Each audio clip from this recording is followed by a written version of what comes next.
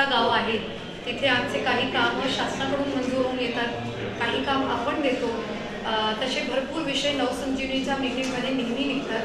म्हणून आज मी मीटिंग लावली आणि इथे लावली। विशेष म्हणजे काही सरपंचसुद्धा तिथे आले, शक्य झालं त्यांच्यासाठी येणं, म्हणून मी इथे मीटिंग लावली।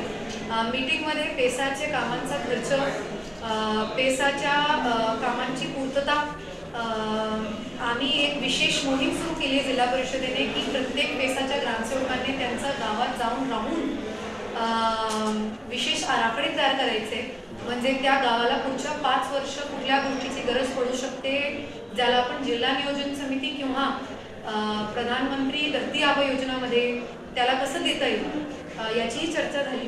रावेरमध्ये ऑलरेडी हा कार्यक्रम चालू झालाय, यावल आणि चोपडा आसपासून सुरू आहे। बरं मॅडम, एक प्रश्न असा होता की यावल पंचायत समितीच्या अनेक तक्रारी आहेत, आंदोलने झाली, मोर्चे निघाले, त्याच्यानंतर 2 आमसभा झाल्यात आमदारांच्या खासदारांच्या उपस्थितीमध्ये, पण त्या प्रश्नावर कुठंच काही मार्गी लागत नाही आहे। लोक इतके परेशान झाले, मार्गी लागले।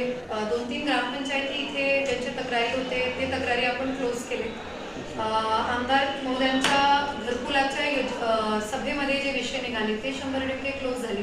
म्हणजे आता विषय क्लोज म्हणजे आपण जेव्हा म्हणतो की विषय बंद झाला, तर काहींना वाटते माझं काम झालं नाही म्हणून तो विषय बंद झाला नाही, पण काही काम जसं 1-2 गावाचे होती की आम्हाला जागा मिळत नाही, तर त्याचे घरकुलच मंजूर नव्हते म्हणून जागेचा विषय नाही, असे भरपूर कंप्लेंट तक्रारी आम्ही आमच्याकडून दाखल झाली, तोही विषय बंद झाला। त्याचा आम्हाला आमच्या स्तरावर तर कुठलाही विषय दिसला नाही। म्हणजे जी गोठे ज्या वर्षी मंजूर झाले त्या वर्षी तिथे बांधले गेले ते फोटोग्राफ्सही माझ्याकडे दाखल झाले, यावल आणि रावेर दोघी तालुक्यांचे।